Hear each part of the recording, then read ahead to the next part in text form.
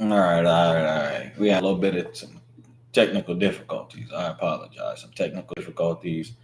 I thought people was able to hear the sound, but people were not able to hear the sound. So now I have to wait for people to get in the room a little bit here.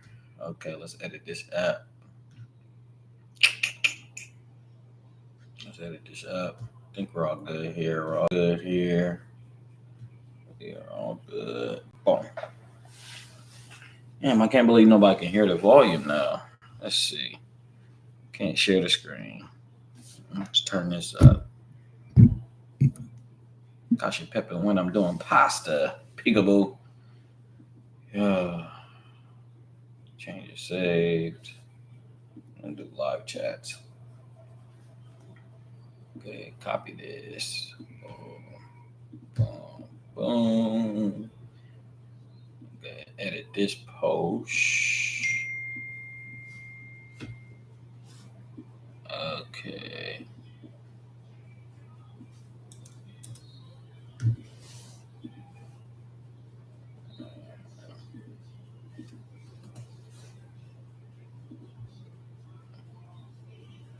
Boom.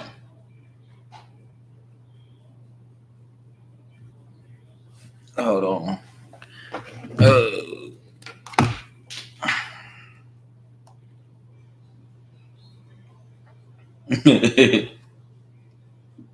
Anybody in the room? All right. Let me just go ahead and get started. Let's go ahead and get started. We got a slate of some NBA games today. Let's see who plays today. I'm gonna give y'all my picks. Let me give y'all my picks on the games. Heat and Celtics. Celtics at home. Pelicans and Hawks. Nets and Bulls. Lakers and Timberwolves. So there's been some decent games. I don't know if these are cup games. I think pretty sure the Lakers got eliminated from the cup. And what I seen from that is LeBron had the Lakers have gotten eliminated from the fucking NBA Cup. This is the second. This isn't the Lakers won the inaugural cup last year, and we all remember LeBron, running around with that trophy and them hanging that embarrassing banner, disgrace of a banner.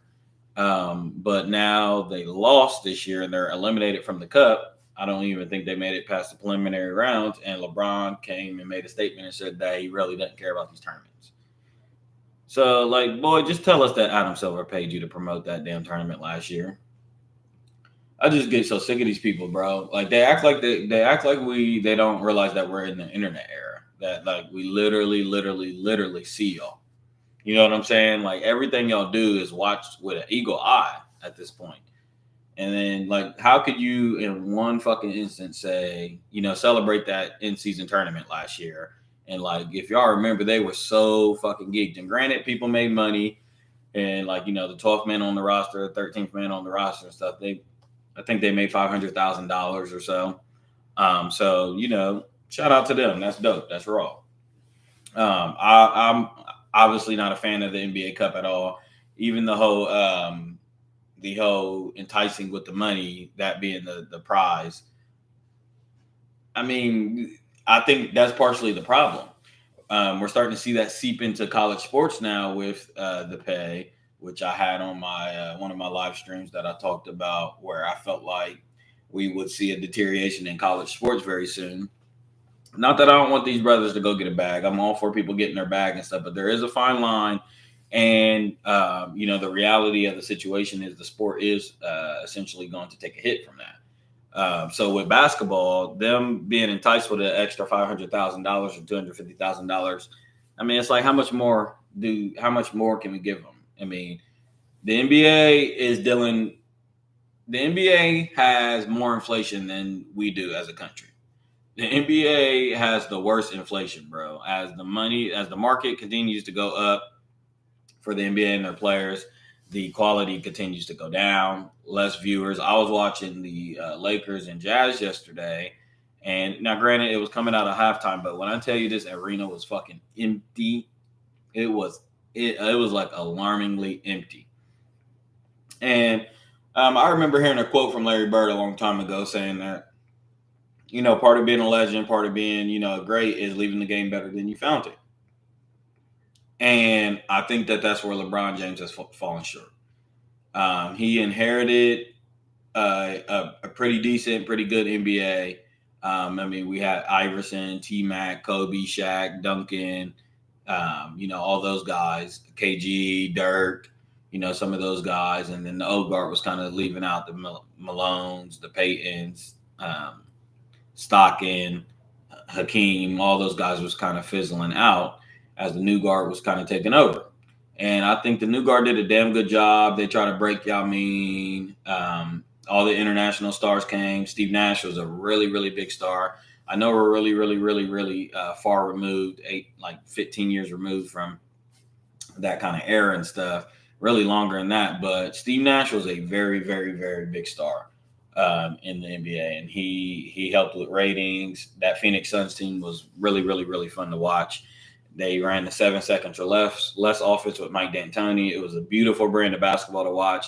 It wasn't, though, they were one of the first teams to kind of exploit the analytics and the 3-point line, but it was a lot more organized than it is today. Now, and plus back then, it was so alien and robust for the Phoenix Suns to do it that it looked different because they were back in that time, different teams had different systems. So it was kind of like, a chess match. It was kind of like, a battle of the brains back then where, the Phoenix Suns was going up against the San Antonio Spurs and it was two different systems clashing. Nowadays, it's like everybody's running that Phoenix Suns offense, so there's no uniqueness to it, and it's really, really hard to watch. But my point is, back in those mid-2000s, those Phoenix Suns teams was very, very fun to watch. 7 seconds or less, getting up and down the court. And then they also had a big that was good on the dive. Amari Stoudemire was killer in the pick and roll. Him and Steve Nash was brilliant during the pick and roll. And then they had a spaced out team. They had all four other players could shoot, and they were on the perimeter. You had Boris Diaw, Rajah Bell, Quentin Miller. Not Quentin Miller. I'm having a brain fart. He do the Knuckleheads podcast with Darius Miles. I'm tripping on his name right now. Quentin Richardson. Quentin Richardson, Leandro Barbosa, Sean Marion. The team was all the teams play that exact same brand of weakness. So it's not the same. Like my point was that when the Phoenix Suns was doing it, it was like, oh, this was a breath of fresh air. It was really, really exciting to watch. Nowadays, not so much. People are complaining left and right about the NBA. You get on NBA Twitter, people are complaining left and right. They've already announced that the ratings are down. I think this cup has been a flop. I think that they are going to have to do away with the cup. Now, the cup has helped in the sense of it gives a feel of a little bit of importance, but I just don't think that the players are really, truly sold on the cup. And like I said, you can't entice these. They're getting $30, $40 million contracts. You cannot entice them with another $250,000. Yes, everybody's going to get up for more money and get that. But I'm just saying, even the all-star format that they're trying to change and tweak and stuff like that. Like if it's not getting to the core root of the issue, then you're not actually solving it. You're just masking it. And that has been Adam Silver's NBA the last 10 years. And that's a big part of the problem. He continues to mask the problem. What it is just like the United States have been lobbied and occupied and taken over by the Zionist lobby. The NBA has been taken over by the analyst lobby. And that's essentially what the problem is. This whole stat culture versus ring culture, this whole numbers analytic culture has absolutely obliterated the NBA. Now, early on, it was still able to, when this was coming up during LeBron's run and stuff, you still had, finally American lobbyist combos. Yeah, you already know how to get there fast. I'm going to get there, but, I have to always correlate the two. But, essentially, the NBA has been hijacked by analysts and analytic culture and this whole numbers. 3 is more than 2. If you shoot 40% from 3 versus shooting 50% from 2, and you shoot 63s versus 82s, there's your numbers there. So I understand that. But as far as the brand of basketball, what they didn't tell you is that people are exhausted. It's literally a glorified pickup game. I play pickup games that look better, more aesthetically pleasing on the eyes. And it's just all around. And then even, if you remember a few years ago, ESPN kind of made a whole bunch of cuts because they were struggling. ESPN about 2-3 years ago did away with a whole bunch of their analysts and anchors and stuff and overhauled their whole cast. And now we got, the new crew on NBA TV, or not NBA TV, but NBA Today, NBA Countdown. Even Sports Center and some of those shows have revitalized it, and there's a new guard coming in. Why do I say that? I say that to say is that they're not connecting with it's this whole social media thing. They're not really, no one goes out of their way to go to Sports Center like we used to. Sports Center was a staple in American culture. Sports Center was a staple. If you didn't wake up to Sports Center and turn Sports Center on first thing in the morning, you were out of the loop. That's not so much the case. And granted, we do have social media. We do have memes. We're getting everything.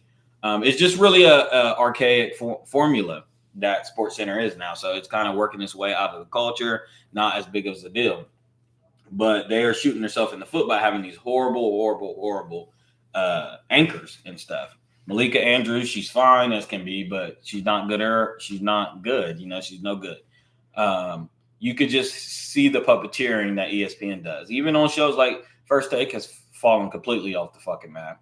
I haven't been a fan of First Take in about 10 years. Seriously. Stephen A's voice, you can only take Stephen A in moderation. I think we've gotten now up to 12 to 13 years of consistent Stephen A Smith. It's not a pleasure. ESPN's last Hail Mary is they did purchase Inside the NBA, so we'll see how that turns out. I don't think Charles Barkley wants to work for them. I don't think Shaquille O'Neal wants to work for them.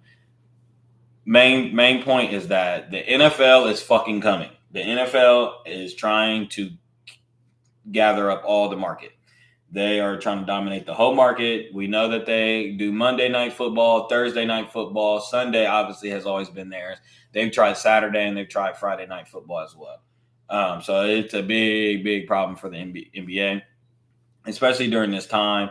I mean, the NBA, we know, usually doesn't kick off and get real good until people don't start tuning in until around Christmas time.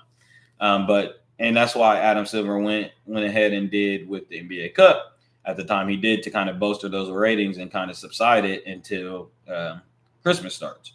But it's not working because the brand of basketball is just not there. People are just not, they're just simply not enjoying the brand of basketball. I mean, I'm looking at some of these box scores and they're literally shooting 83s. That's absolutely absurd, man. It's just a whole bunch of running up and down the court, jacking up threes. And we're paying, I mean, these people are getting paid 50s and 20s of millions of dollars, hundreds of millions of dollars to watch them run up and down the court, jack threes. Embiid has played 4 games this year out of 19 games available.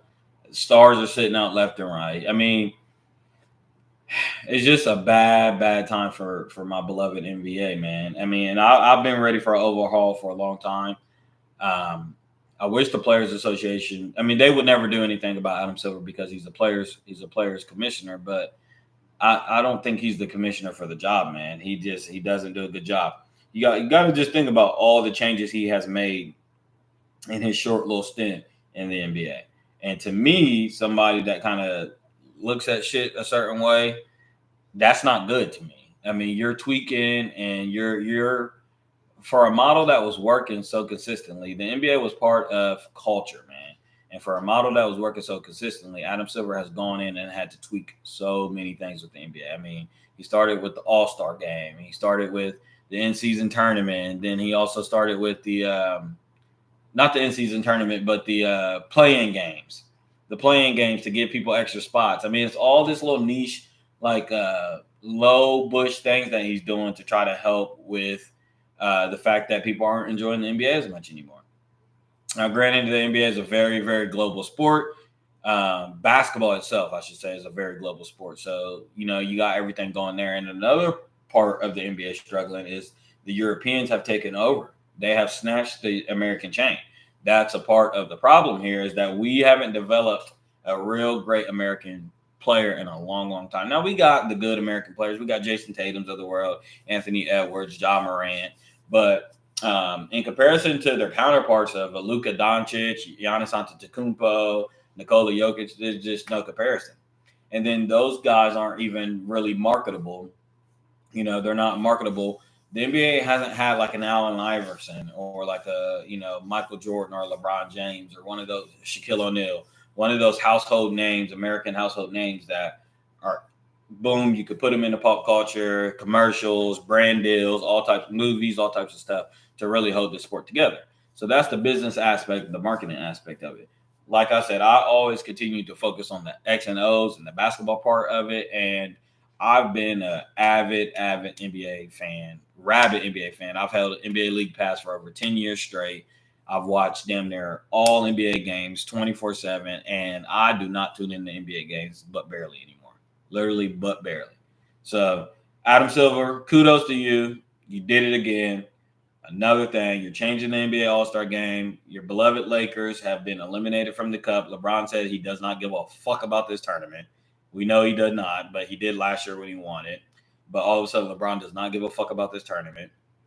So I don't know. Here you go. I think I'm gonna. I wonder if we're gonna get like a Celtics Timberwolves NBA Cup thing. Hopefully, Jason Tatum and Anthony Edwards. Hopefully, we'll see. But like I said, the games today, we got Celtics and Heat, Timberwolves and Lakers. Those are both some good games. We'll see how they pan out.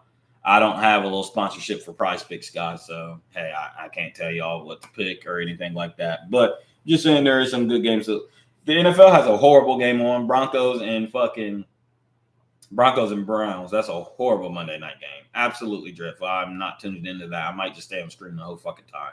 Horrible. But let's just get into the real conversation that we want to talk about, guys. Okay. We left off last stream. We talked a lot about the whole Jersey Drake UMG thing. Now we know he filed a second. I'm pulling it up here. He filed a second action against UMG, claiming defamation on the second one, which is just absolutely embarrassing. The first one was, that they inflated bot like us. And then the second one is that he is, what could this be? The second one is for defamation. Now, this one is more, up my alley as far as, the conversation purposes on why I think Drake is absolutely detrimental to hip hop. Here's the thing. Y'all see what Jack Harlow's doing? So we've seen how they rolled out Jack Harlow to us. Like now in this era, we literally can watch them kind of give us a project, one of their projects. They roll it out into the hip hop space. Post Malone, all these like manufactured artists, man. Jack Harlow being one of them, Lil Nas X being one of them. Drake was the mammoth of that. He was the Demogorgon of that. Okay. And these moves just tell you that is a fact. You know what I'm saying? A lot of people are taking issue with this, but if you notice, a lot of people that are taking issue with this are foundational members of the hip hop community, because there is rules and regulations in hip hop. And, since Drake came down to the underground and got his ass whipped all up and down all summer long, he is now abandoning hip hop. We know he went to the white boy streamers over in Europe or wherever it was. But Drake has always levied this. He's always kind of levied this in a funny way that he could always, anytime hip hop got too hip hop for him, he could bolster himself out of there. He did it with the Pusha T thing. We're getting information that, Drake has done this a lot of times. He's flagged a lot of people's stuff. I said that on stream before multiple times. He's flagged a lot of people's stuff down.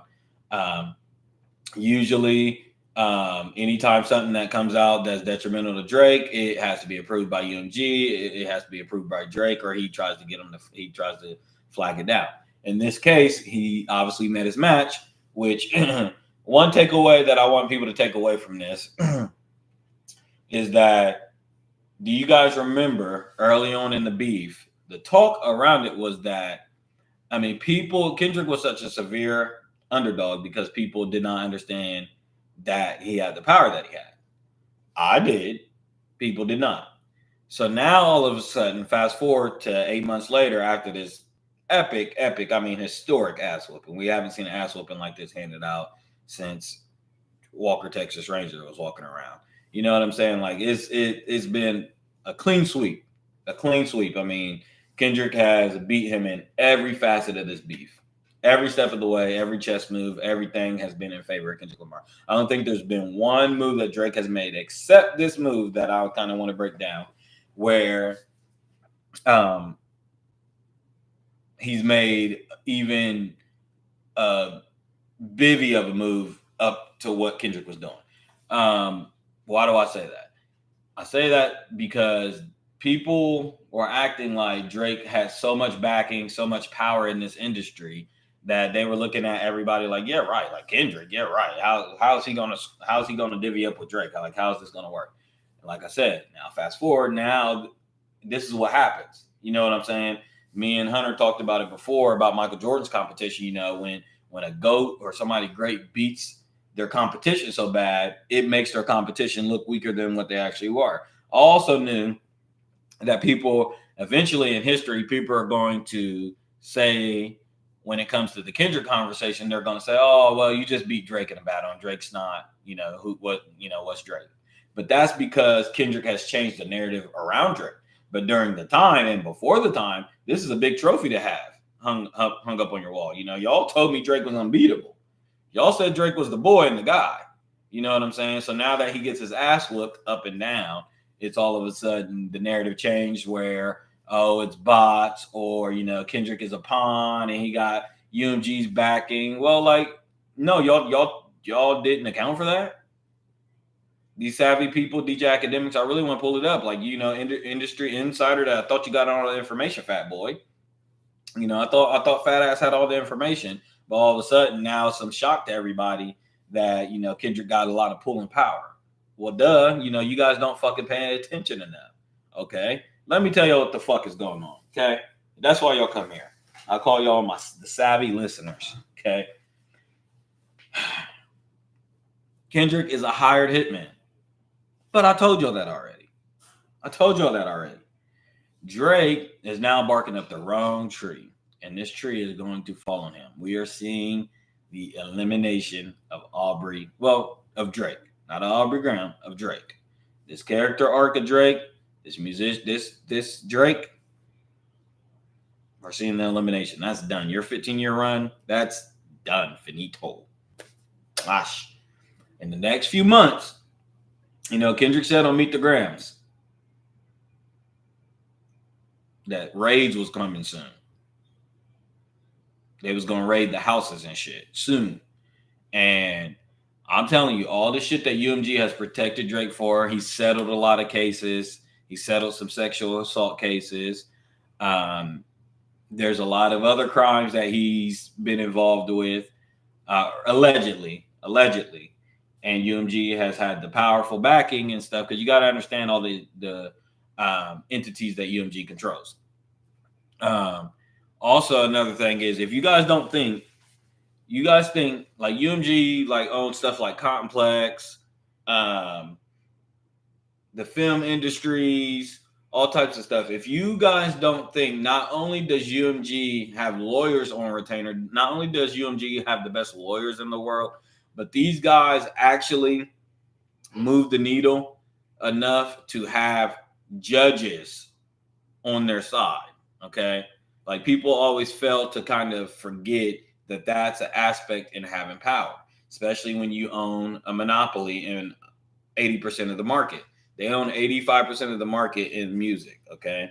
But not only, it doesn't just stop at music. These entities have power outside of music, and they also have relations outside of music. You know what I'm saying? You don't think that Lucien Grange and his family, his son runs Atlantic right now. Y'all don't think that they have family members and stuff, in the judicial system? Because they do. That's how you create a real monopoly around the whole fucking thing. Okay.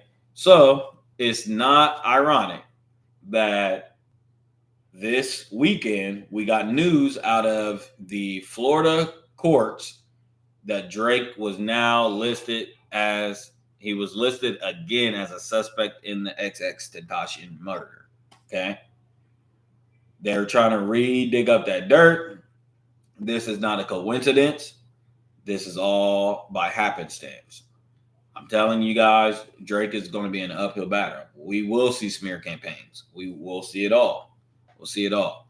Now, again, this is just a petition that he's trying to get more. He's trying to get more information released to the public. But, as we know, the whole saying, sometimes you cut your nose to spite your face. And that's what he's doing in this case.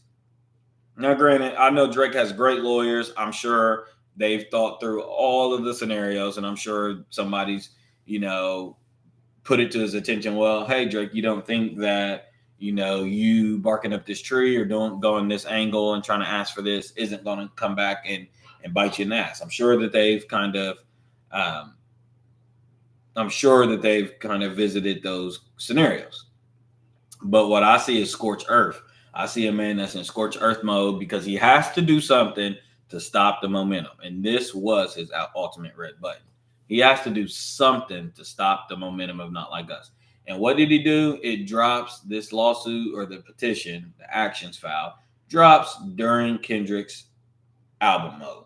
When Kendrick drops the album, it drops right there and there. The news cycle all last week went from the Kendrick album, because a lot of people was chewing on the album, trying to break down certain shit, this and that. Music, I think this actually dropped right during Kendrick dropped the Squabble Up video, which is the #1 record in the world right now. Shout out to Kenny and Dave Free and PG Lang. But boom, we get the petition, we get the news of the lawsuits. What I come to find out, and I haven't verified this yet, this is lazy reporting, but that actually Kendrick and them got the notion, or they got the drop that Drake was getting ready to release the petition. They knew about this for a while. So they put the album out, and this is why we got reports early last week that actually the label knew nothing about Kendrick dropping the album, and he turned it in that day and said, we're dropping this, is because they knew that Drake was actually getting ready to drop this petition. So in order for them to continue to control the narrative and stuff and make it seem like Drake was being reactionary, they dropped the album first, and then Drake lawsuit comes first. So again, another chess move, made by Mr. Lamar and his team. Ultimately, outside of all of those angles there, like I said, this is easy pickings for Drake because, again, I always knew that the moment he has the ability, he has the privilege to be able to, like I said, escape hip hop when it's convenient for him. Some of us do not. A lot of Drake's allure, a lot of records that he has amassed, a lot of his streams that he amassed, a lot of his record sales that he has amassed have been pop shit. Has been records with Rihanna, records with Wizkid on One Dance, and those are not hip hop original records. You know what I'm saying? So he's always had the ability to, anytime it was convenient for him, to go ahead and escape out of this genre, out of this culture that we love, hip hop. He's never, ever really, really, really been a part of the hip hop culture like that. And that's why Kendrick called him a colonizer, which he is. But this really should be the nail in the coffin. Now, I challenge everybody out there. Hopefully you guys are able to remember this. Because we're going to get a lot of news. There's going to be a lot of news that becomes from here until the time Drake drops again. What's going to be interesting to see is how long does this petition or potential lawsuit stifle Drake from actually dropping? Because it's going to be a disaster if he drops right now. He cannot drop anytime until they clear this up. I think that he's just really looking to get a settlement out of this. We know that he was in the middle of renegotiation. He was trying to re-up on the deal. He just signed the deal that I reported on a long time ago. He just re-upped and signed a deal for, I think it was $400 million. He's already completed the albums. I think he had one more album left. He's done the tours. That's why everybody was wondering why Drake was working so feverishly. He did It's a Blur tour. Then he did All the Smoke tour or something. He's done multiple tours. He's dropped Certified Lover Boy, Her Loss, Honestly Nevermind, and then For All the Dogs. Those 4 albums, boom, boom, boom, boom, boom. He put those garbage out really, really fast because he was really just trying to, re-up on the deal. But here's the thing that we talked about last stream that I want to continue to nail on. We cannot be mad. Drake played the game.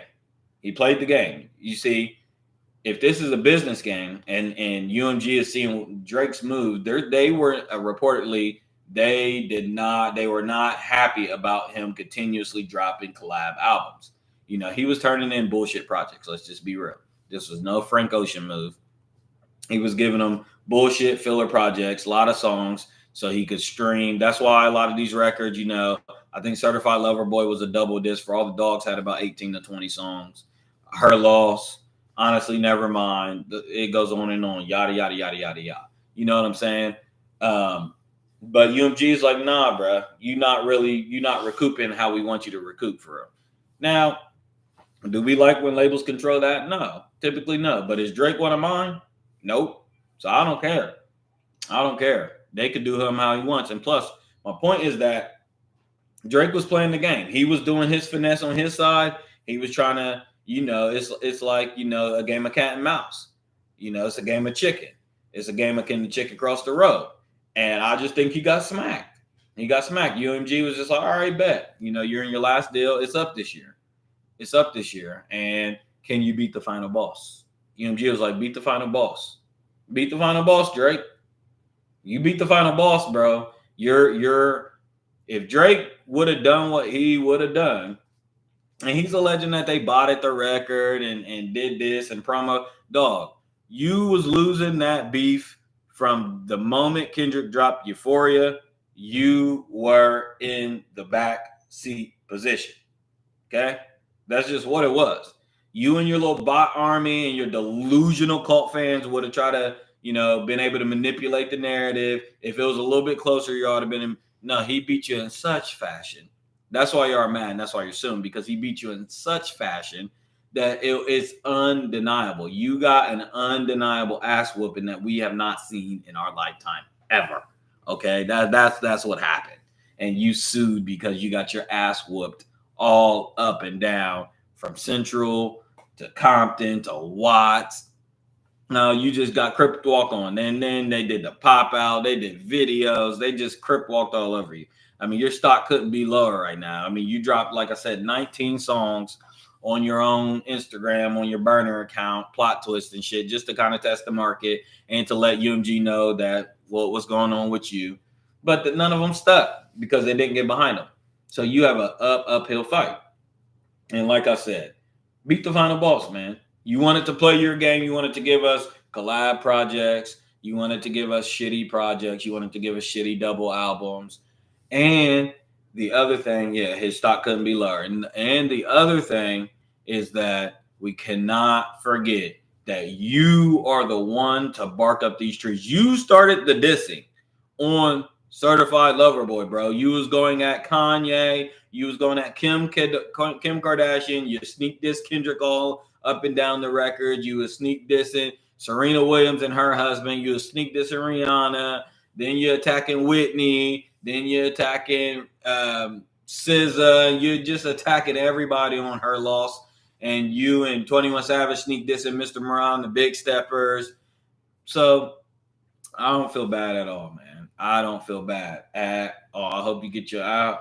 You never got that ass whooping until you opened up that can. And I hope you get every last bit of it, because that's what you deserve. You need humbled. You even fell out with LeBron James. You two being the biggest frauds that should be holding hands all the way to the end. The two biggest clowns. You fell out with him.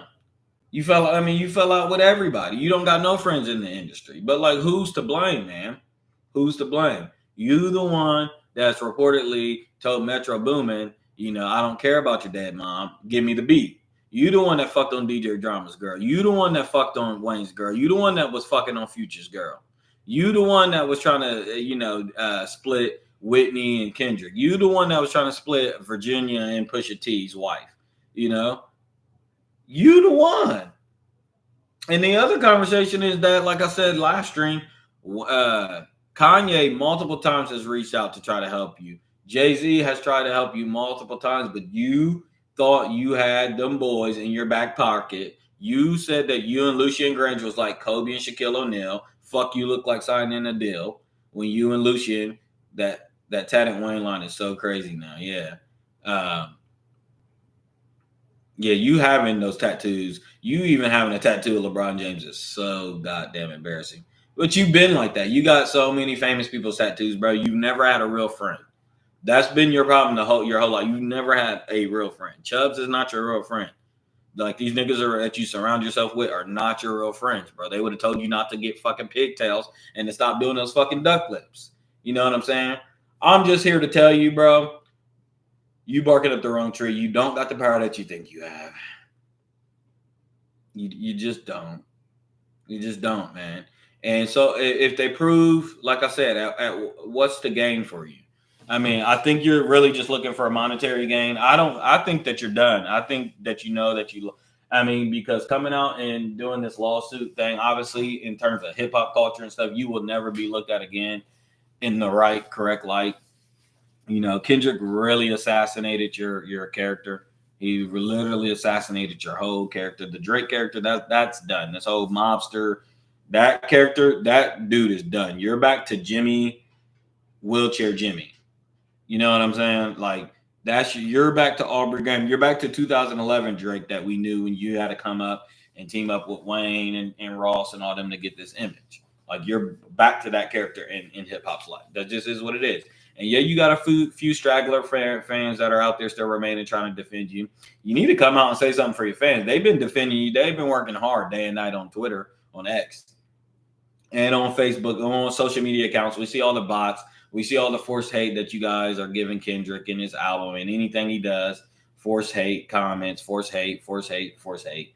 It ain't gonna matter, bro. That's what y'all fail to realize because y'all aren't a part of this space. Y'all aren't a part of this culture that when you have the culture, you know, they simulate numbers.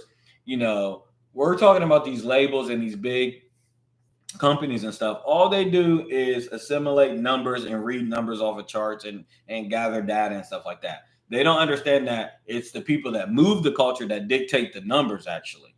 So we control that aspect anytime we want. So, like I said, when you have the culture at your hand, like Dot does right now, all the forced hate, it doesn't matter. It's falling on deaf ears because, nigga, I'm actually out here making the culture move. Everything I do is being met with the culture is standing right behind me. I drop an album and it shuts everything down.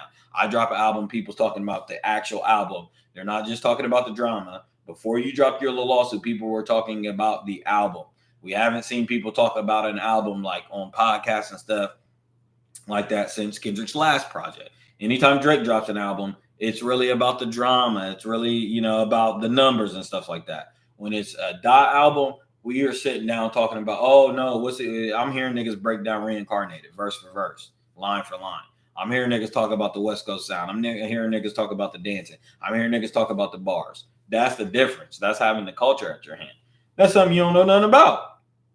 That's something you simulated that feeling. You simulated it with your power and your fake bot numbers. That's what you did. So, you know, you sitting here saying Kendrick botted up all these numbers and UMG did this and that. That's only because because you played the game and baby, you did it better than anybody. You know what I'm saying? You did it better than anybody. So that's really what I'll leave it here. But like I said, I do want to mention that you have been listed as a suspect. You have been listed again because you were already listed initially. Now we'll see about what's the word I'm looking for? I'm blanking on the word, but disposition. A disposition, man. You know, who knows? You might be subpoenaed to court, man. You might be subpoenaed to court, man. I'm telling you, this XX thing is not going to be good for you. There's some sexual assault cases out there. And look at the Diddy situation that we're going to cover. Look at the Diddy situation. The moment that anybody sees an opening, Drake, the moment that these girls and people see an opening, that's your ass. You know what I'm saying? That's going to be your ass. People are going to attach themselves to this. And you know some of it, there's a lot of people out there that can make a case. You sitting out there trying to sue people for defamation and shit like that when you really don't have a case to make in that. We already kind of covered that. You threw rocks first, man. You just look horrible in the light. I ain't gonna lie to you, bro. Me, I will never. I already didn't respect you. It was just it took 2024 to really reveal your true colors to the world, and I love it. I love it, baby. I ain't even had to say nothing on social media all year long. You know what I'm saying? I'm living generously. I ain't had to say nothing, baby. You done. I was gonna kill a couple rappers, but they did it to themselves. You know what I'm saying? You did it to yourself, baby. I ain't even had to say. I ain't even have to stomp on your grave this year. I ain't even have to do anything. I just let my dog do the work, and then everybody seeing you for what you are. I'm just saying. Furthermore, going forward, I will be there to remind people of this epic, historic ass whooping. I will indeed. Switching fucking gears, man. Drake, you're toast. You are toast. Joe Biden pardoned his fucking son. Joe Biden pardoned his son, man. And it's like, what do you know? Let me get back to the stream. After literally lying for years saying that nobody's above the law. And this is the guy that signed the crime bill, by the way. Mr. Joseph H. Biden.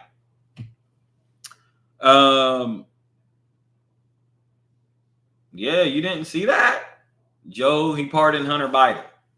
So Hunter Biden, who was convicted, was found guilty of the tax evasion and the gun charges. Cocaine Hunter Biden has been pardoned by his dad, who said he would not pardon his son because nobody's above the law and that he didn't want to be like Trump. But he just yesterday pardoned his son. So Mr. Hunter Biden's case is done, even though he was convicted, even though he already had felonies, even though he owed $1.4 million in taxes, even though he had gun charges. Mr. Joseph Biden pardoned his son. What do you know? And this is what I mean, man. They're all crooked. These presidents, they don't control the big shit going on. This is what he gets to do. He gets to pardon his son. He gets to embezzle billions and millions of dollars is also what he's doing. These wars that they're fighting, guys, they're embezzling money. They're embezzling money. Let me tell you something about the Ukraine situation. Ukraine is sitting on a gold mine of material and natural resources. BlackRock and other investment firms have already pledged billions of dollars on the reconstruction of Ukraine. What does this tell y'all? Everybody else, Zelensky, his cabinet, Joe Biden, his team, Nancy Pelosi, all them, they're all getting rich off of these wars, man. They're all getting rich off these wars. And not only that, is Europe, NATO, we're trying to encroach on more territory for more natural resources. There's billions of dollars under Ukraine's feet right now. In fact, it's the most enriched nation out there right now, Ukraine. It's not a coincidence that they are trying to have this war going on. And what do you know? They're going to try to blow Ukraine to smithereens and try to destroy and rebuild there. Same thing going on in Palestine, Gaza and Palestine and Israel. Same thing. Israel marching in on territory for more material, more raw goods and stuff like that. Now, the only way that they're able to legally get this done is to make it seem like they're making it seem. Oh, it's NATO. Oh, it's the exit from NATO. No, but y'all play chess, remember? Y'all play chess. So the information that y'all give us, the moves that y'all give us, we have to understand that y'all are already 5 steps ahead because y'all are playing chess. Y'all feed us the checkers. Y'all are already playing chess. But we see the moves. That's where y'all failed to realize that this is the internet era and we can read, man. All available and all things must by the hand of God be revealed. Cat Williams told y'all the truth. All things must be revealed. Joe Biden pardoned his son. He's just as crooked. Like I said, this is the man that passed the crime bill.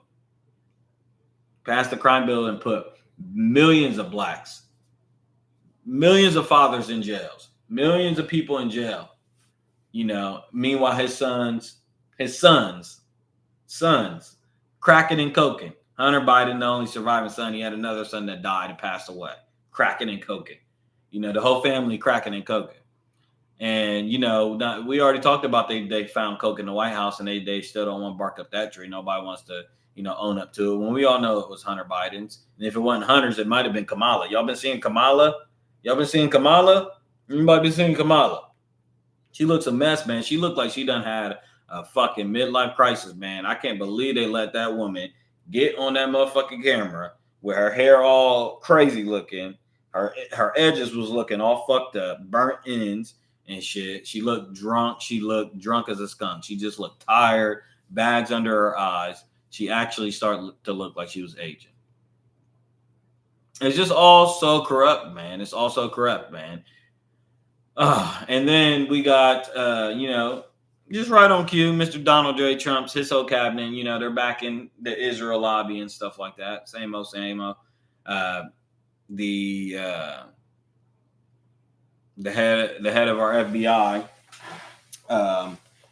Kush, we want a pic of Kamala. You got to see that. I can't believe you've seen that Kamala thing. But let me see. I don't think I'm able to post it, but it's just so corrupt, man. It's so corrupt, those regimes. Let me read y'all what Donald Trump actually just breaking what Donald Trump just said. Let's see. Donald Trump just an hour ago. Everybody is talking about the hostages who are held so violently, inhumanely, and against the will of the entire world in the Middle East. But it's all talk, no action. Here we go. Please let this truth serve to represent that if the hostages are not released prior to January 20th, my inauguration, the date that I proudly assume office as the president of the United States, there will be all hell to pay in the Middle East. And for those in charge who perpetrated these atrocities against humanity, those responsible will be hit harder than anybody has been hit in the long and storied history of the United States of America. Release the hostages now. Donald J. Trump. What do y'all have to say about that? This is after we supposedly get a ceasefire between Hezbollah and Israel. We get a ceasefire last week, but guess what? The fighting still continued. Hezbollah shot off more missiles and stuff. The fighting is not going to end. We're past the points of ceasefires, unfortunately, guys. Bibi Netanyahu's a wanted criminal. He's a war criminal. They're doing flage ceasefires. They're all saving face, man. It's the winter time. And during the winter time, man, war is going to get more and more active, man. People are trying to, let me tell y'all something. Putin and them, they're trying to get the job done. Ain't nobody trying to be fighting out in the cold. You know what I'm saying? They got tens of thousands of troops coming from Korea. And they got Asia involved. They got China involved. They got North Korea involved. That's Russia. We got France. We got the UK all involved up in Ukraine right now. They shooting off our missiles and shit. Long range, short range, medium range missiles. All types of shit, man. It's just gone down. Ain't it summer over there? Summer over where? Nah, it ain't summer over nowhere. Up in Europe, nigga, it's up. It's wintertime, man. The Ukrainians, they done lost 40% of their territory. It's not looking good. It's not looking good on any fronts. I think ceasefires are off the table. So let me tell you, we talk about it on here. My savvy listeners, listen out. Donald Trump is going to continue to isolate America. He's already threatened NATO just recently again. He's threatened. Let me read y'all the BRICS. So I just read y'all the thing that he said about the Middle East. Let me tell you what he said about BRICS just a few days ago. Let me see if I can find it. This is Donald J. Trump. The idea that BRICS countries are trying to move away from the dollar while we stand by and watch is over. We require a commitment from these countries that they will neither create a new BRICS currency nor back any other currency to replace the mighty US dollar, or they will face 100% tariffs and should expect to say goodbye to selling into the wonderful US economy. They can go find another sucker. There is no chance that BRICS will replace the US dollar in international trade, and any country that tries should wave goodbye to America. Guys, we are at war. We are at war. Okay. There's war on the home front. There's war across the seas. There's war everywhere. They have been, but more than ever now, they are trying to ditch the American dollar. BRICS is trying to ditch the American dollar. The Chinese economy is doing better. They've tried to do, the gold standard situation, Muammar Gaddafi, God rest his soul, but they are trying to replace the American dollar. The moment our American dollar is replaced, and guess what? Before the American dollar is replaced, we're going to go down in the blades of glory. This country, we're going to go down in the blades of glory because we can't afford for that dollar to be replaced. We can't be number 2 on the totem pole in the world trade economy. We can't be number 3 because we already have a $36 trillion deficit, guys. We cannot default on our own dollar. Our dollar can't lose value because we would be literally bankrupt as a country. That's game over. That's game over. China wins. That's game over. So we got to watch all these moving parts, man. Not only is there actual war on the front, but the countries, the BRICS, they are, and let's see, just for the listeners out there, I'll tell you all the BRICS members. BRICS stands for like Brazil, Russia, BRICS. Brazil, Russia, India, China, and South Africa. Okay.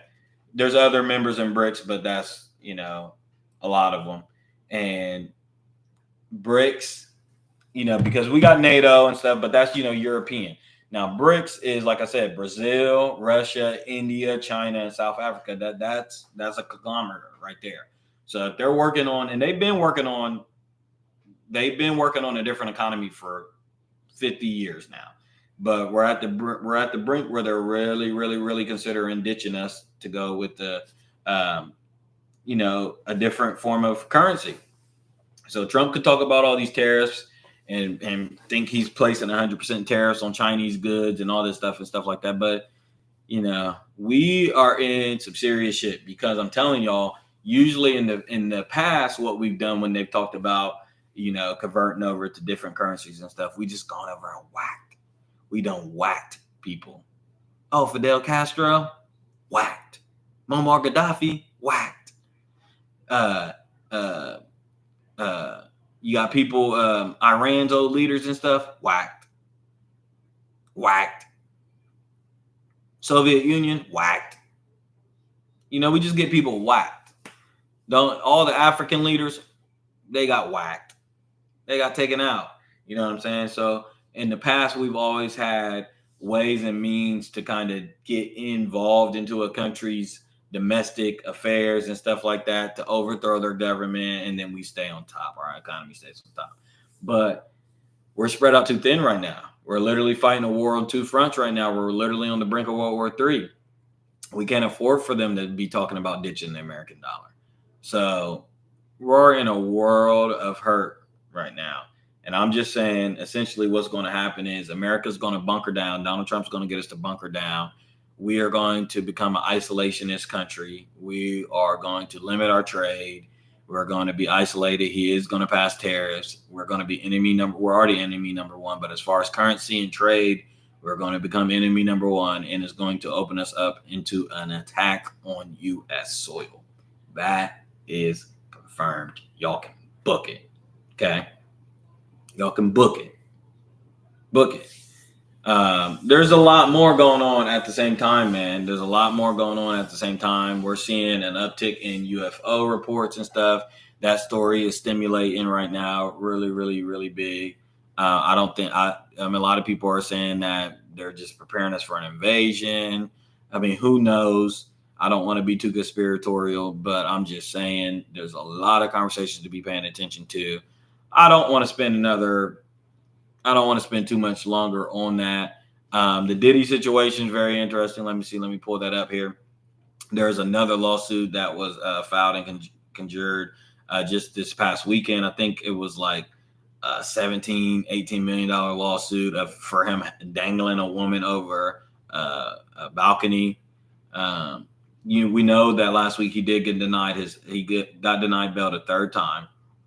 Let me see. Sean Diddy Combs was denied bail on Wednesday as he awaits a May sex trafficking trial by a judge who cited evidence showing him to be a serious risk of witness tampering and proof that he has tried to hide, prohibit communications with third parties while incarcerated.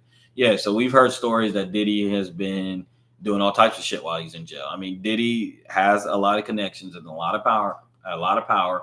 And not only that, is this lawsuit that he's connected to is connected to some people that have a lot of power. You know what I'm saying? So they're making moves as well. Now, one could say that they're just pinning this on Diddy. You know, he is the guinea pig of this. He's the fall guy. Let's pin this on Diddy. He went up against Diageo, the liquor company. Let's just pin it on Diddy. All sins, he can pay for all sins, so they can get off our back. We know that. Speaking of, Lucien Grange was listed in this lawsuit twice now. He's been expunged, but he was listed twice into this lawsuit. He somehow has not been subpoenaed to court. We don't hear about it a lot, but Lucien Grange was listed in this lawsuit. We talked about the Abercrombie and Fitch CEO, and he was actually released on bail. We got some people that have moved out of the country. So, and we do got who said it? They're playing with us again as far as this Epstein list coming at the top of the year. We'll see. I'll believe it when I see it. Let me see. Let me read this. Oh yeah, I want to talk about that. I want to talk about that code rollout real quick. One thing that the 21st. Another thing is I wonder if Cole and Drake had divvied up a plan to kind of sandwich Kendrick's album hype, because not only did Drake do the lawsuit thing, but J. Cole started his rollout for the fall off. He released his series of highly acclaimed and long awaited mixtape series onto streaming services this past week as well. We had the warm up, the come up, and the come up, the warm up, and Friday Night Lights. He's also released a bundle with Forest Hills Drives vinyls, as well as 8 new songs being released with it too. I think that Friday Night Lights definitely gas. I mean, really a goated series there. Friday Night Lights is an incredible mixtape. Incredible mixtape. But the timing to me is a little bit off. I'm wondering how J. Cole's going to angle this. I think I see what he's doing, but I've been on X all weekend long, and the conversation did not steer away from the Kendrick project enough. It's all been about Kendrick and Drake, and J. Cole is playing third fiddle again. So he has to come stronger. If this is his move, it's all right. It's an all right move. I mean, a lot of his fans obviously are going to support and stick by him. They love this series. It's a good way to get back into the good graces and kind of, silence some of the talk surrounding the fact that he backed out of the battle of the century. But I just think that the conversation he still played third fiddle again. And to me, I don't know now. A lot of people say that I don't think the guy cares. I call poppycock on that. I've always thought that J. Cole cared about it. I think he went on a 2 to 3 year tirade about caring about being the best rapper alive. The moment the real best rapper alive came outside, all of a sudden he's back inside. The optics of it to me I'm just telling y'all, the optics don't look good to me. I think it'd be nice for him to really be outside and be a little bit more indirect competition with Kenny. I'm going up your rank. You know what I'm saying? Kendrick said, everybody ain't gonna like you. That's a couple of rules of engagements. Everybody ain't gonna like you. And I think J. Cole struggles from that. It's either, and a lot of people that struggle from that is either people that's been walking around being two-faced. So now you can't come outside and say anything because now one guy's going to say, oh, you was saying this to me, me and you was sitting around talking about Kendrick. Or, and then Kendrick's like, oh, well, me and you was having conversations about Dre. It's kind of like that Snoop Dogg thing. And that's how I'm kind of feeling. I ain't gonna lie, Cole, man. You looking a little bit shady in the light. You looking a little bit shady, pale in the light. I ain't gonna lie. You gotta come out and I gotta see how you angle this fall off shit. Me personally, it's gonna be a real intricate thing because there's gonna be a happy medium that you gotta hit in between. We need a Black Friday part 2 at this point. If he really wants to compete, he has to go head up with Kenny. They're not, they're not collabing at this point. They're not, that ship is not happening right now. He needs to go head up with Kenny as far as in when Kenny drops an album that year, you drop an album. Like, let the comparisons happen. Like, put out your best work. That's how you go head up. Drop a verse. They're not, we got to speak real. They're not doing face to face right now because they're not seeing eye to eye. That's the reality of the situation. I don't think Dot and Cole is seeing eye to eye right now. So Black Friday part 2 not happening. Face to face, that none of that's happening. What J. Cole can do is address him straight up. This whole hip hop. That's why I've always liked Kenny, because from the control verse, even before the control verse, everything's going to be direct, dog. And he did the subliminal thing for about 7-8 years because that's the way niggas. He has a heavy hand. So when Kendrick was punching, everybody in the game was saying, he's punching a little bit too hard. We don't like that. He just dissing. We don't like that. So he was like, okay, well, I can do the whole sneak dissing thing. But I'm just saying, if you're Cole, you got to address this directly to me. You got to address all this directly, man. I know you gave us Port Antonio. I like the way you was rapping your ass off there. Like I said, your rapping has never, ever, ever been better. I just think you got to follow the yellow brick road sometimes and go to the scare. You got to go get some heart. You got to go get some courage. Go follow that yellow brick road and get some courage, bro. You got to say some shit with your chest, bro. I don't want to hear the whole, you can't be playing the middle thing. There's certain niggas that tear your head off for you playing the middle. You can't play the middle with certain people, man.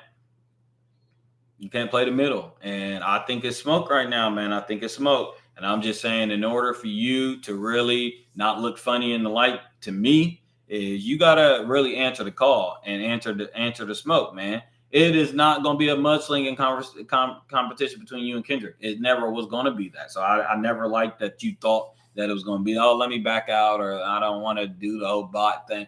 Between you and Kendrick going to address you directly. You can address Kendrick directly. No apologizing, no taking diss records down, no not saying shit with your chest. Your 8-minute diss track is going to be now labeled and classified as the worst diss to ever happen. That's what it's going to be known as. So you already got that under your belt. And this was after, like I said, 3 or 4 years, even longer, of you running around saying that you was the best rapper alive. You got to prove that type of shit, Loke. You got to prove it. And it's not just going to be on feature verses, bro, where nobody else is challenging you, or you're rapping with 21 Savage or Benny the Butcher. No. When the big dogs is outside, it's time to come outside and skate, bro. It's time to put them gloves on, nigga. You know what I'm saying? And I think the fall off is coming soon. We got GNX. Let's see. GNX just debuted at number 1, 320 first week. Number 1 record in the country. Number 2 record in the country. He got 7 of the top 10 spots. 5 number 1 hits. 3 number 1 hits this year. Pop out shows. Rap beef W's. You're up to bat, J. Cole. I'm putting you on the hot seat. I'm going to end on that note. J. Cole's on the hot seat. If you do not give us a classic, you're done. This is Lord of Lips, and I'm out.